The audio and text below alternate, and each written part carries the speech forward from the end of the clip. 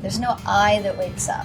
So the ego doesn't really wake up. The ego just sort of, or that which limits perception, really more kind of falls away. So like breakdowns, when you have a breakdown in life, that's a classic way to have a breakthrough.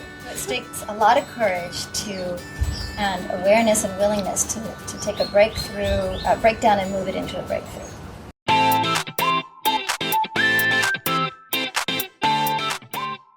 Welcome, you're watching YanaTV. Have you ever wondered how it feels to go through the experience of awakening and integrating this in your physical body? Our guest today, Amara Samata, went through the awakening process 5 years ago, and after being in a state of bliss for consecutive 7 months, she has been integrating this energy into her body and her work, and at the same time looking for ways to help other people to wake up to their true nature. So in the last 5 years, she has founded what is called an Inner Guidance Institute, which is the foundation of a guided self-illumination process. And she takes it all over the world, traveling and teaching, and basically helping people to wake up to truth, love, and their true nature. Amara, thank you so much for being with us today. Thank you. Thank you for having me. Yes, thank you. This word, awakening. Yes. People know so much, so little about it. Yes. So if I would ask you, what is it? What is it? What is it actually? Everyone awakening. Wants to know. Yeah. Yes. What is it? Okay. Yeah. There's some ways to speak about it. One easy way to talk about it is awakening to what I like to call the triune nature, or it's the nature of that which is what we call nothing or empty, which we've heard of emptiness. Yes. And that which is all and full, which we call oneness. Yes. You've heard that talked about a lot. And then that which is unique and singularly itself, which we call, kind of the me. And so one part is really waking up to this expansive, it even goes beyond a paradox. It's really kind of a triadox of there's this me that is, that's a something, that's also an everything and also a nothing. And how do we sort of hold that without, really sort of going into confusion or getting afraid, or how do we really embody that? That's a lot of the awakening too. What are we awakening to? It's our true nature. It's often called our true nature. Let's talk a little bit more about the true nature, and maybe also if it's our true nature, so why do we need to wake up? Yes, very good question. To say that, for me, to say that I had an awakening is really, it's not, that wording is fundamentally not true. There's no I that wakes up. So the ego doesn't really wake up. The ego just sort of, or that which limits perception, really more kind of falls away. And then what's really going on is just there. It's always been there. But we have, for whatever reason, I like to say by default or by design, a little bit of both, we've created a world in which culturally we're not nurtured to stay in our true nature. Often we are born with a very significant, easy access to true nature. I mean, children don't have a lot of problem being everything and nothing and something. When they're born, they don't even know what they are. They're not cognitively thinking about who I am and what I'm meant to be in this world. They just are. And they're okay with that, and discovering what that is. But a lot of our capacity to remain awake is shifted as we go through the systems in society that are valuing other things other than that awake state or that awake presence. So in an ideal world, yes, we don't need awakening. We just are. If we what never we go are. to sleep, Yeah, if we basically. never go to sleep, Yes. yeah, we already are awake. So awakening is something that is becoming big in this world because for some reason it seems as though we are asleep. So, okay, we're sleeping. Let's assume we're all sleeping. So why do we need awakening? Why do we need awakening? Well, you don't have to. Yeah. Well, first of all, it is already what is. So to personally decide that you want it or need it, it's a choice. To some degree, it's a choice. It's also, I like to say, inevitable. Inevitable. You cannot, sustainably be what you're not fully. What you fully are cannot sustainably be limited forever. So at some point in this life, or in some experience of birth or death, or some expression of you, however you want to experience that, it will realize what it is. And some people are not interested in realizing to that full extent what that is. Because they're having fun with other things. Okay, which are? Like, what are the other things? Yeah, they're exploring limitation.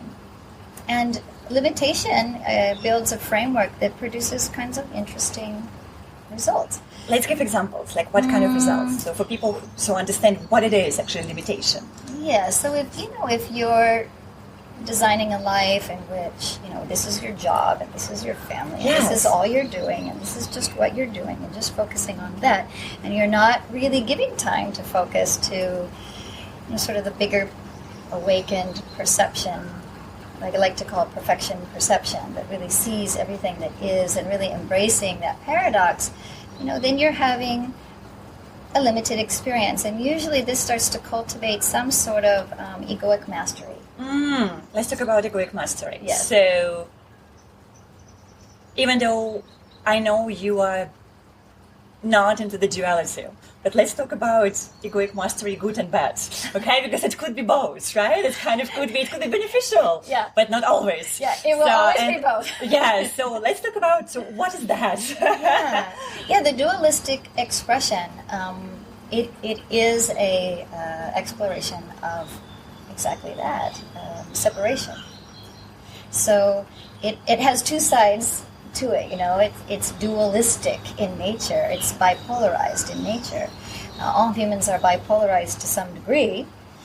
When we start to get in the red zones, I would say, of that behavior, we call it bipolar, but we have this dualistic nature, and so it produces things like happy and sad, good and bad, right and wrong, and this continues and continues until it may discover something within that process that starts to become a little bit tired.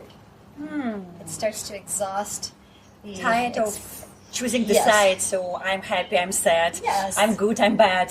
Yeah, and many people in that dualistic, in that mastery, they really try to keep, how much of the good can I keep, and how little of the bad can I experience, And you can get away with that. Some people more than others, depending on the choices they're making and the awareness that they have. They can enjoy that or not. Some of both, always, in that experience, however long they like. And for some beings, some souls, some people, that's enough. That's beautiful. That's exactly what they wanted, just that. But it's not a sustainable expression, forever. So then we get into, what happens after that? What happens when usually you meet the limitation of that, and it tends to feel like, I can't take this anymore. I can't do this anymore. Like, I can't take my job anymore, I can't take my life anymore. It's just not working. Whatever it is, it's not working, right? Yeah, and when we bring in more of our expanded perception, then the things that we're trying to do actually become so much more effortless. The same stuff, the job, the family, basically whatever the life here is. Yes, Okay. it becomes effortless, it becomes that's when you start to really get in the flow of, Yeah. of life. And things will shift in that. Some things will, some things won't. It may be that your job, suddenly you start to love it more than you imagined you ever could. The loving relationship Or your partner, you're in. yes. Your partner, suddenly everything you thought about them in that limited perspective was not actually true. There's something more, and you can fall in love with them again. If they are willing to step into that, that kind of new dynamic. Yes, there are also things that people and experiences that will fall away that no longer match that perception and say, oh, I'm not really willing to look at that. You go ahead, I'm going to stay here. Yes, which is also okay for them. It's fine. It's okay. But it could be some grief process probably, right? Yes. So if you go towards that, whatever awakening is, and something is falling away, it's normal to experience some grief. It's very important to experience that grief, because that grieving process illuminates what's important.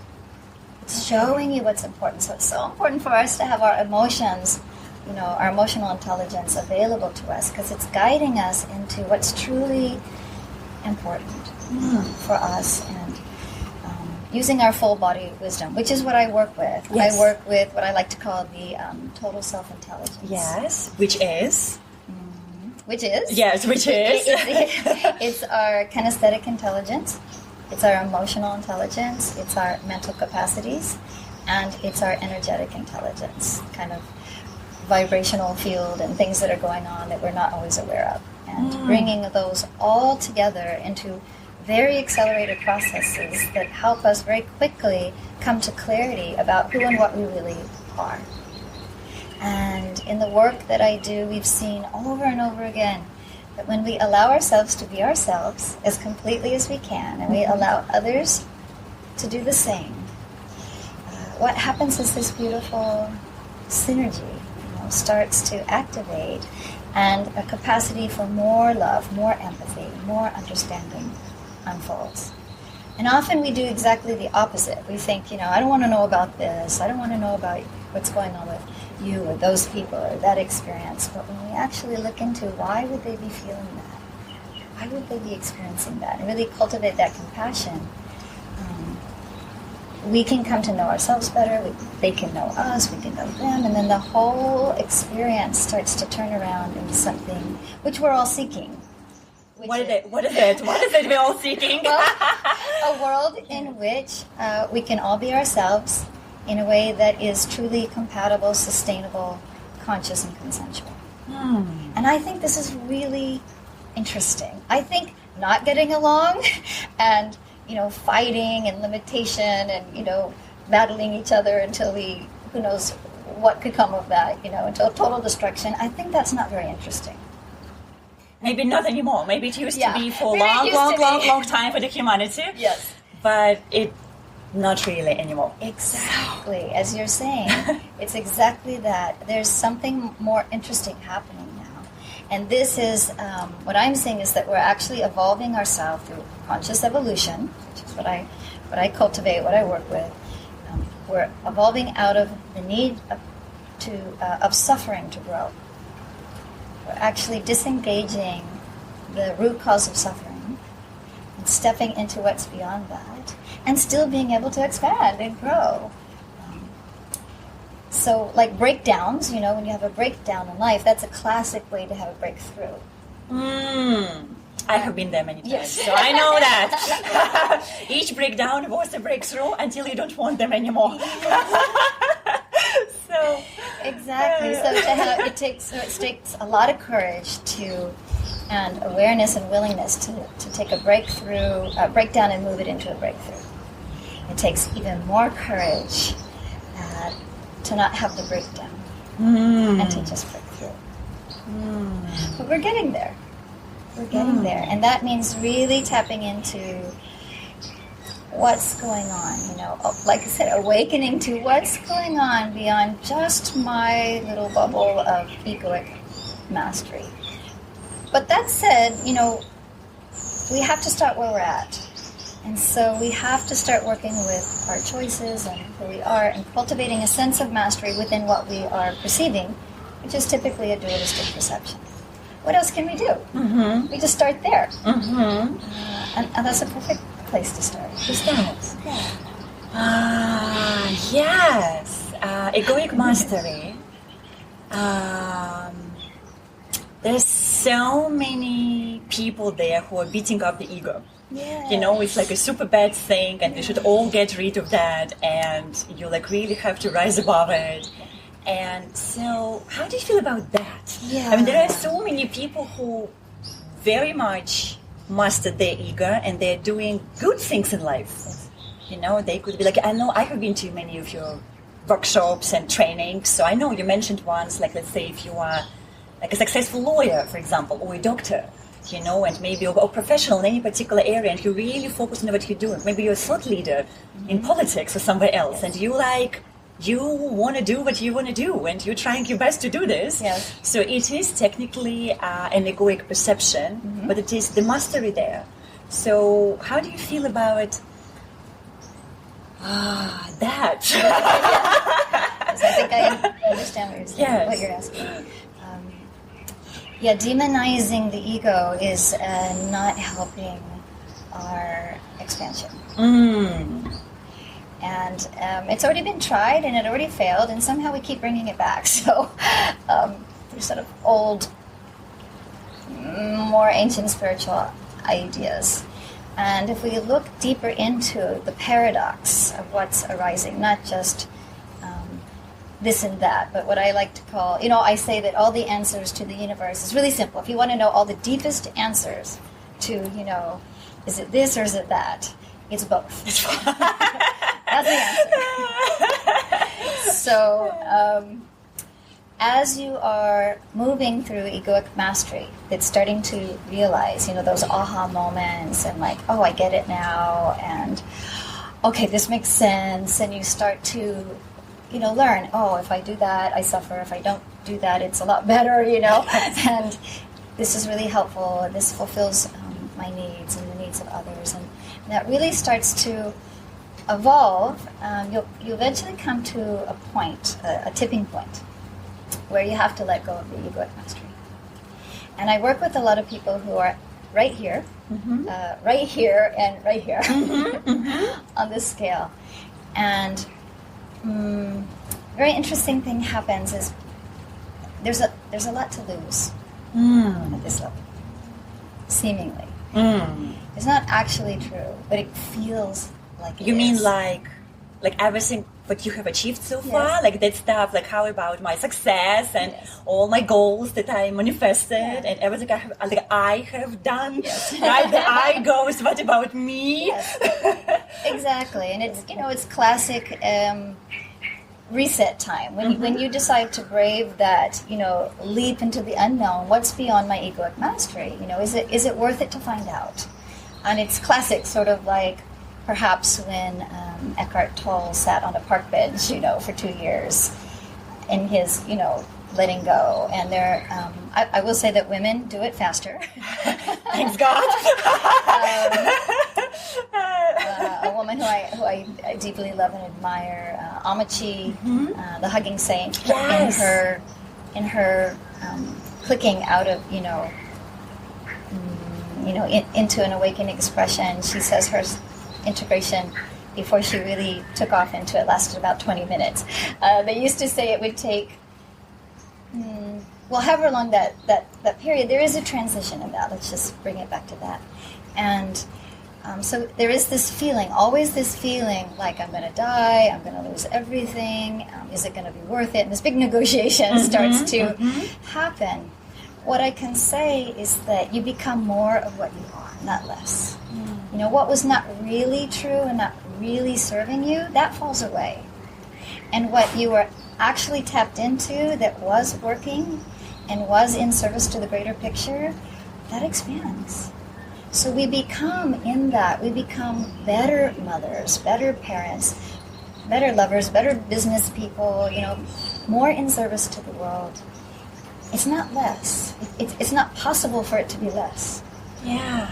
You tap into the abundance of what you are. You're letting go of lack. You're not stepping into it. But the ego doesn't perceive it that way. it has a very hard time perceiving the truth of that.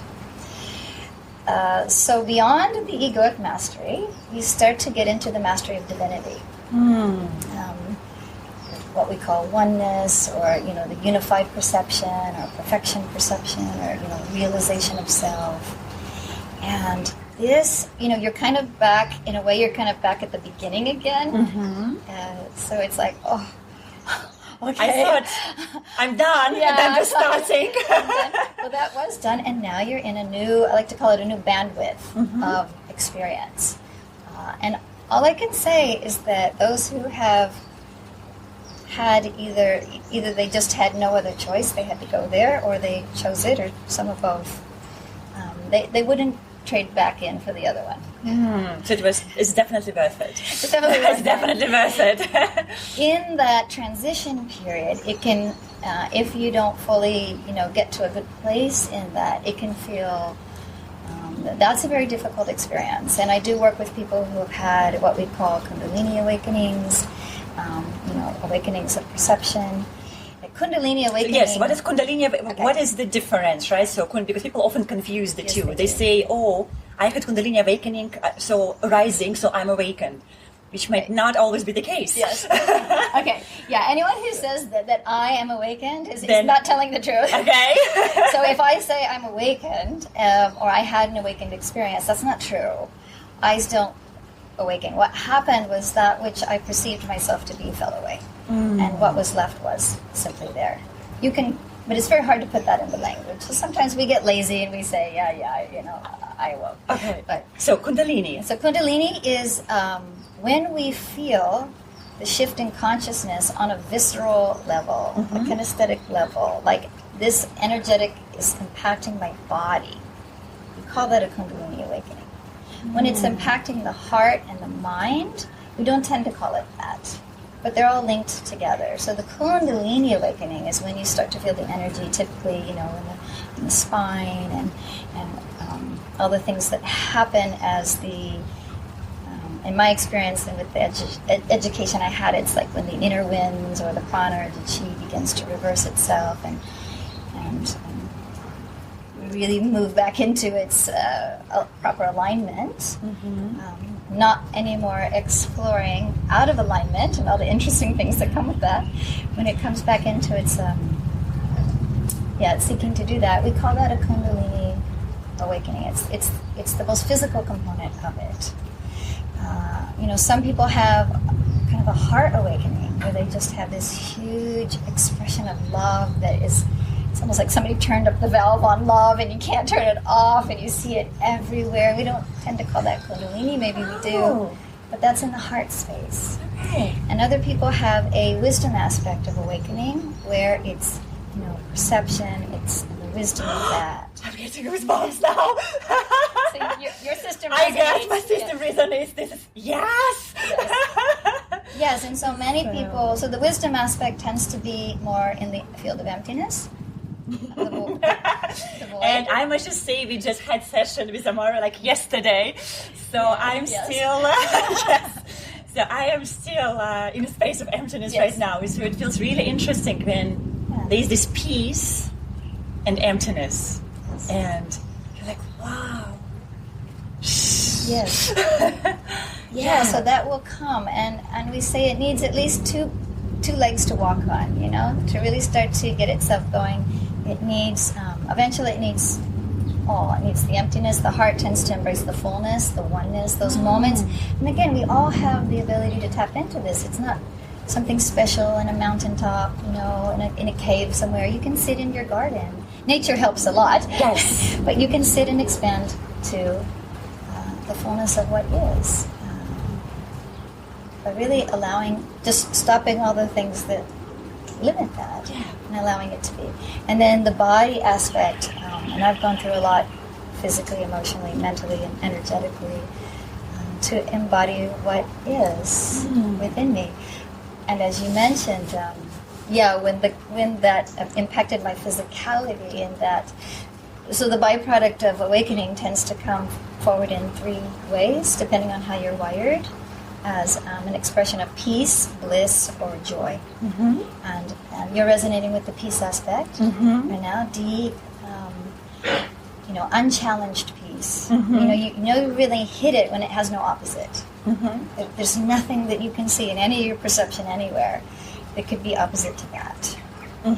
Same within the love space, and then the body kind of picks up more on the bliss aspect. So I had a lot of the wisdom, I had a lot of the bliss, and then the heart is configuring itself, and they're all working together in what's called the abiding process.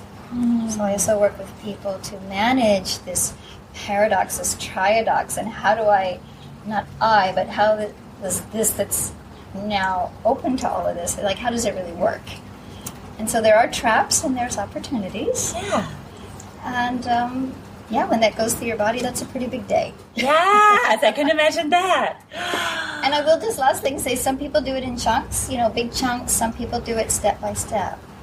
And that's beautiful. And some people kind of do it. You mean the breakthroughs, yes. right? That could happen. Okay. So, yes, I think you mentioned that. It was... So it's not like, it has to be this huge explosive thing. Some people are more inclined for that, or many big explosions of that. And other people take the scenic route, and it all starts to slide into what it is, and this kind of dawning that happens maybe in your later years. And that's also very beautiful. Yes. And also you mentioned, but it's very important, that you don't really have to go and meditate for 10 years in the mountains if you live in the modern world. Yes. I mean, you can if you choose to, but it's not a prerequisite towards awakening at all. You could fully live in the world and follow with your life and have, because you did it, right? Yes, and have this experience. And I think this is really important for people to hear. Okay, so I will just say about that I really, as it was becoming obvious that this was my path, and I didn't know, my eye didn't know how to get there. I just knew I needed to make myself available to that, and I tried many ways for that to happen.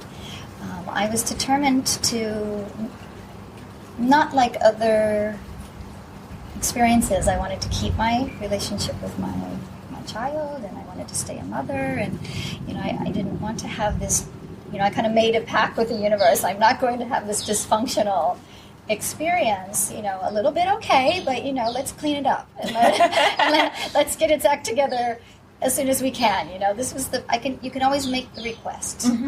And then you want to experience it. Yes. Request. Yes. Yeah, so make the request. I always say make the request. And the feedback will show you whether, you're going to get that or not. And I was very blessed to have support around me that allowed me to do that, to be that, and to become that. So it's very healthy to get your life in a way that you are supported in experiencing what you don't yet understand and what others are not going to fully understand, but just understanding there's something that's being explored here, and I'd like some support on that. I don't know what that is.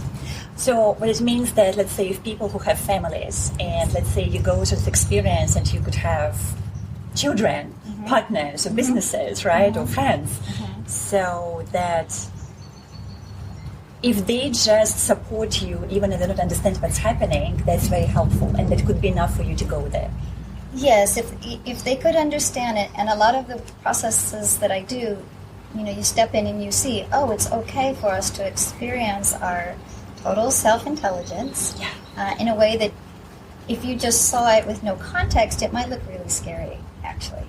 Yeah, the whole thing. It might look really scary. Yeah. But if you saw, this is how the body expresses its wisdom, this is how the heart, emotionality is now expressing itself, this is what the mind starts to do, and this is what the energy system does, we'd be in a lot better shape as far as just allowing certain things to be and not falling into the traps that, when we start to get afraid of that, and how to back off from things and how to move into things responsibly, really responsibly. Okay. So now as we are moving towards the end of the interview, I know that you just launched this new modality, right? Which you call, I think, inner mirror? The inner mirror method. The inner mirror method. Just a few words. What is that? And maybe we have Yes. like a short demo, like a few minutes demo, Okay. so we can show actually what it is. Yeah, that would be beautiful. So- This is the fastest, most accelerated. I work with accelerated processes because I really believe it's time. Yes. It's time. We need to accelerate, or have the option to accelerate. Bring it on. Our evolution. Bring it out. So I have just developed this, and I've been exploring it with kind of my test group of a vast variety of people, and every single one says yes. Okay. So what it is basically it's a co-discovery process that allows both parties to be acknowledged, to be heard, to be seen, to be felt. It builds empathy and compassion in a very safe way with no misunderstanding. In minutes. Mm-hmm. Yes. So Okay. what it is, and there's a framework to it, in a beginning, intermediate, and advanced way to do it. But for now, I'll just say we repeat, and you can say anything you see, anything you feel, anything that's going on in your experience about you, about me, about anything. And I must repeat it back at least 2 times. Okay. And then if I want to change it, I say something and you repeat. Okay. And we just continue for a moment. Yeah? Okay, so let's Let's try it. Yes. Yeah, Let's yeah. try it. Okay.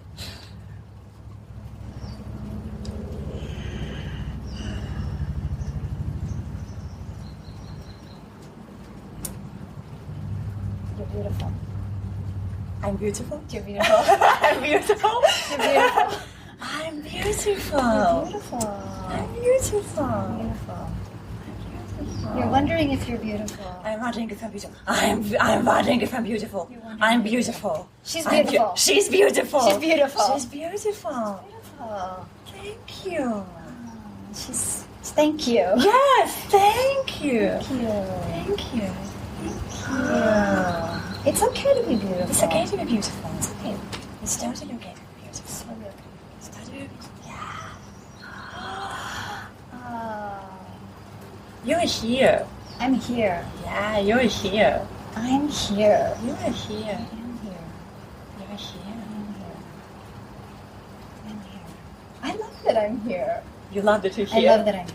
You love that you're here. I love that we're here. You love that we're here. I love that we're here. You love that we are I here. love that we're here.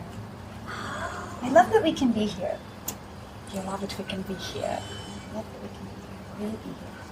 Mm. Yeah. And then there's resonance. Yeah. See, we've already hit a moment. Yes. And you feel this lovely moment where we come into resonance, and it's okay to just be what we are, and it happens very fast. Yes. Yeah. Anything else she wants to say Um, in that process? in the process. Thank you. Thank you. Thank Thank you. you. Thank you. Thank you. Thank Thank you. you. Thank Thank you so Much much. appreciated, yeah. Yes, a lot of appreciation. Yes. Thank you. Thank you to Amara. Thank you to all of you guys. Thank you to our team. Thank you for watching us today. And just play with that, just play with your own journey towards awakening. And you know that you can get help if you need it. There's help here. There's other help somewhere else. And it's ask for the support you need. yes, ask for this, and it's definitely worth it. And It thank will- you for being someone who supports this and supports them and brings this into the world. Thank you. Really. Thank you.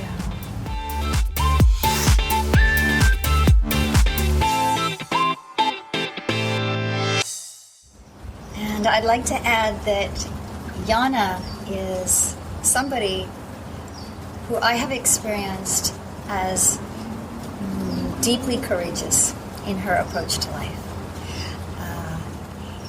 In a way that most would not be willing to embody or to even embark on. And because of that, she has created and she is creating a life that is, I'll say, very, very, very valuable. All lives are valuable. All expressions, big and small, are phenomenally valuable. But her particular brand of value that she brings through courage to meet what is arising within her and within the world around her is very special.